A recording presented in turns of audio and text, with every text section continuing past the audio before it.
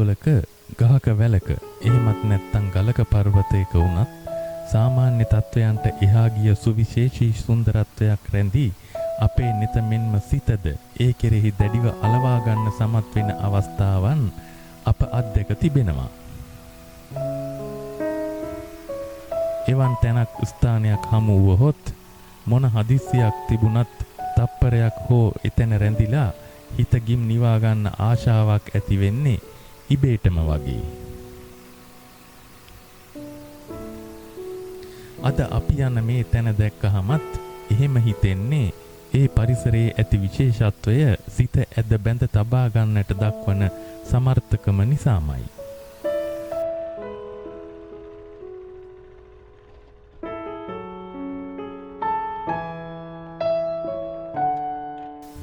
නාරාම්මල සිට පොල්ගහවෙල දක්වා දිවෙන මාර්ගයේ වදාකඩ ගම්මානයට පලන්දවන ලද රන් ආභරණයක් වන්නූ සේරුවාගල රජමහා විහාරයටයි අද අපේ වන්දනාව.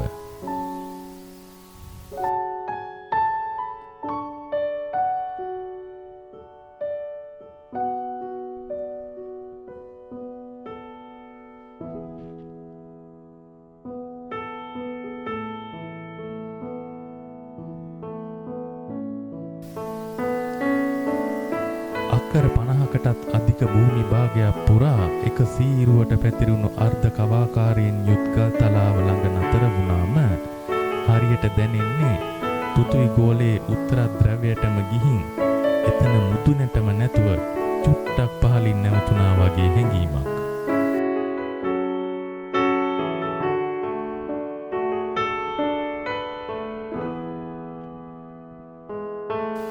එතන ඉඳන් මුදුනට ඇවිදගෙන යනකොට ගල් තලාව ආයෙත් අනිත් පැත්තට බෑවුම් වෙන අපූර්ව දැකලම අත්විඳ ගන්න ඕනි දෙයක් කියලයි මට හිතෙන්නේ.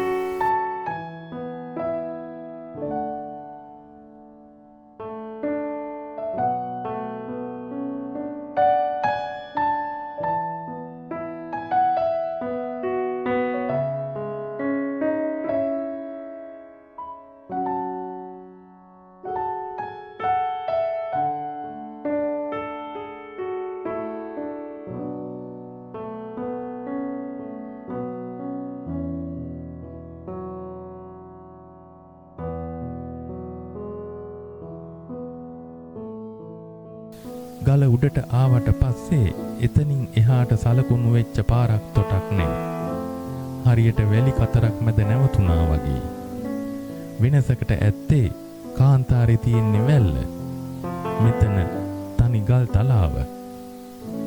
තවත් මීටර ගණනාවක් ඈතින් පේන රජමහා විහාරයට ඕනෑම දිශාවකින් ඕනෑම විදියකට යන්න නිදහස තියෙනවා. කෙලින් යනවා නම් කෙලින්, වටෙන් යනවා නම් වටෙන්.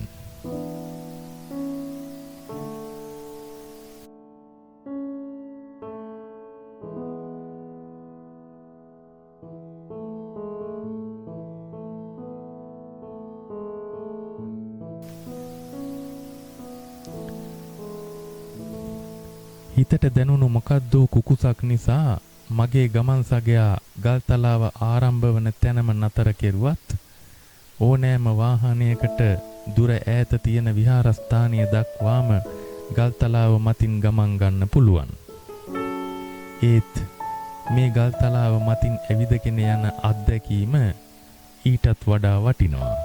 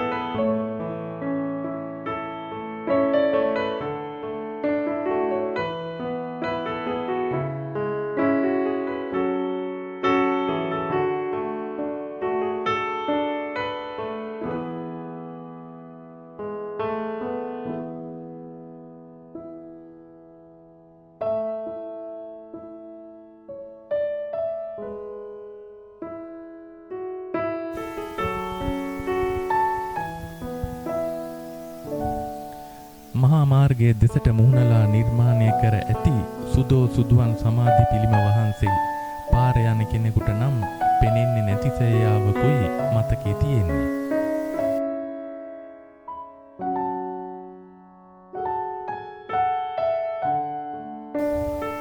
සුදෝ සුදු වලාකුළු ඇවිත් අහසේ වියන් බැඳි වෙලාවක සමාධි පිළිම වහන්සේ පාමුලට ගිහින් උන්වහන්සේගේ මුව කමල දිහා බැලුවොත් උන්වහන්සේ වලාකුළු අතර වැඩ හිඳින ස්වරූපයක් දිනෙතට දැක ගන්න පුළුවන්.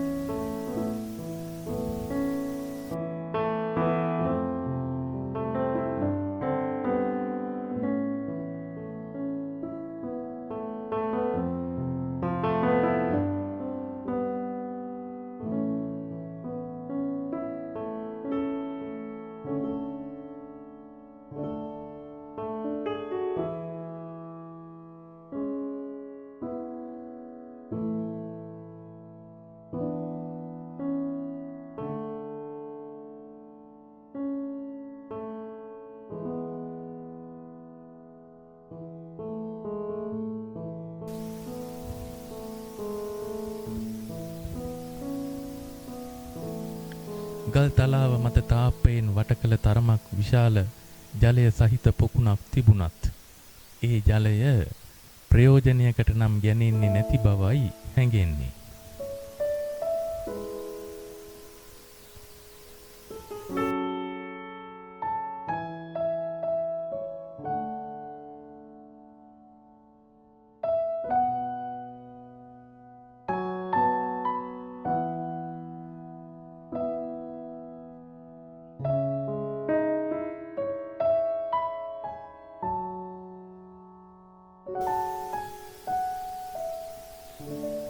අතීත සිරියාවකට උරුමකම් කියන ධර්මශාලාව ඇත්තටම බිම වාඩි වෙලා ඉඳගෙන බණක් භාවනාවක් කරගන්න හිතෙන නිස්කලංකතෝ තැන්නක්.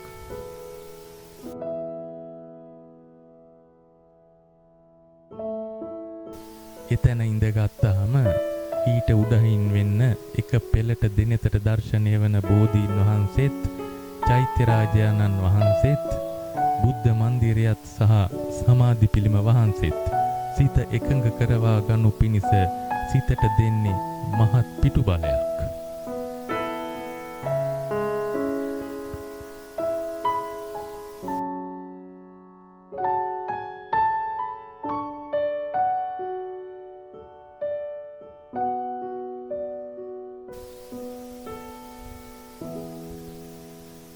පෙර රජ දවස ඉදිකෙරුණා යයි කියන ගලින් නිම වූ කෙටි තාප්ප බැම්ම ඉද්ද ගැව්වක් මෙන් චතුරස්‍රාකාරව හරි කෙලින් විහිදී යන්නේ මේ තුන් රුවන අර නිදහසේ දිවෙන සුවිශාල ගල්තලාව මත එක තැනකට කොටු කර ගනිමින්. හරියට හිතුමතේ දසත විසිරි විසිරි යන සිත එක් අරමුණකට කොටු කර ගන්නට හදනවා වගේ.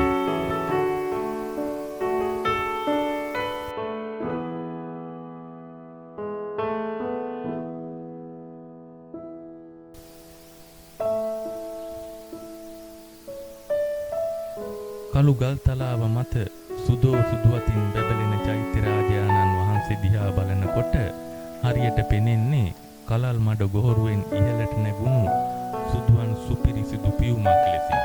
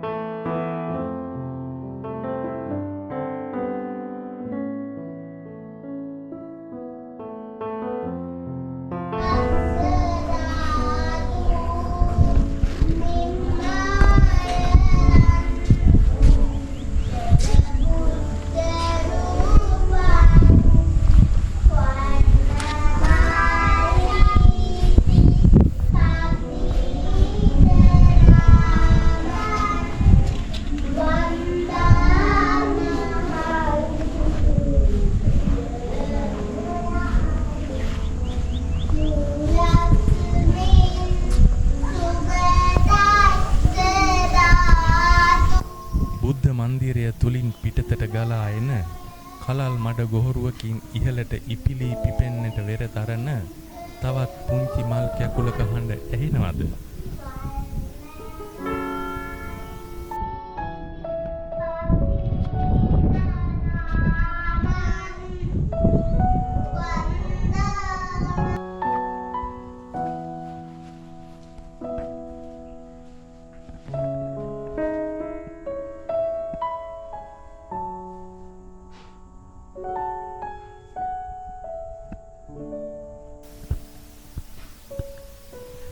මහනුවර යුගයට නෑකම් කියන චිත්‍ර හා මූර්ති කලාවෙන් හෙබි බුද්ධ මන්දිරය ඊතා අලංකාරව නිමවා තිබෙනවා.